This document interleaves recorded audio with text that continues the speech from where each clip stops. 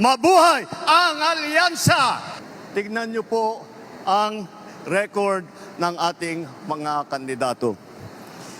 Wala sa kanila ang may bahid ng dugo dahil sa tukhang. Wala sa kanilang kasabwat sa pagbulsa ng sako-sakong pera, pinagsamantalaan ang krisis ng pandemya, pinabayaan ang ating mga kababayan na magkasakit at mamatay. Wala sa kanila ang mga pumapalakpak sa China at natutuwa pa kapag tayo ay binobomba ng tubig. Tinatamaan ang ating mga Coast Guard, hinaharang ang ating mga mangingisda, ninanakaw ang kanilang huli. At bukod pa ron ay inaagaw pa ang mga isla natin para maging bahagi ng kanilang bansa.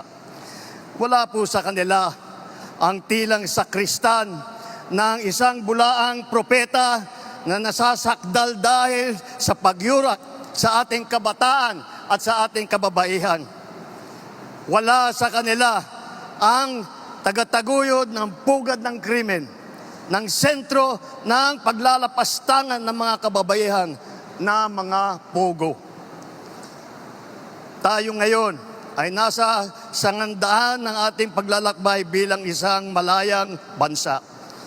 Bilang isang sambayanang may dangal, may sipag at may talino.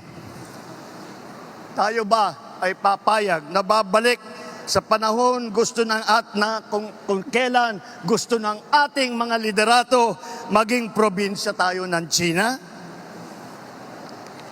Babalik ba tayo sa nakaraan na ibinubugaw ang ating bayan bilang isang sugalan ng mga dayuhan? Nais ba natin bumalik sa landas na umaapaw sa dugo ng mga inosenteng mga bata na inagaw sa kanilang mga anak, mga ina, kinuha sa kanilang mga tahanan at inagaw ang kanilang kinabukasan? Walang nagnanais na Pilipino na mabalik tayo sa ganyang klaseng pagpatakbo. Kaya naman, pakakatiyak po kayo na kapag ang ating mga kandidato ay naluklok sa Senado at sila ay nagsimula ng kanilang trabaho, asahan po ninyo na sila po ay hindi makikihalo, hindi makikilahok sa ganyang bagay na ating iniwanan na at na ayaw balikan. Ito po ang aming ipinagmamalaki. Ito po ang ating mga kandidato para ng alyansa para sa bagong Pilipinas. Ito po ang hinaharap namin sa inyo, ang pinakamagagaling na Pilipino, pinakamasipag na nagsiservisyo publiko, at ang buong buhay nila ay itinaya nila hindi lamang para sa kapakanan ng kanilang mga sarili, kung hindi po para sa inyo, para sa taong bayan, para sa Pilipino, at para sa Pilipinas. Kaya, sa darating na Mayo po, huwag nyo na pong tignan ang mga ibang mga pangalan.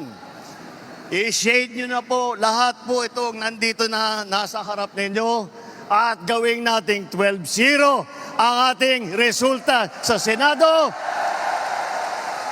Nang sa ganon, matitiyak natin ang kinabukasan ng ating minamahal na Pilipinas. Mabuhay ang alyansa! Mabuhay ang bagong Pilipinas! Mabuhay tayong lahat! Maraming salam, Diyos, Nina, kada kayo.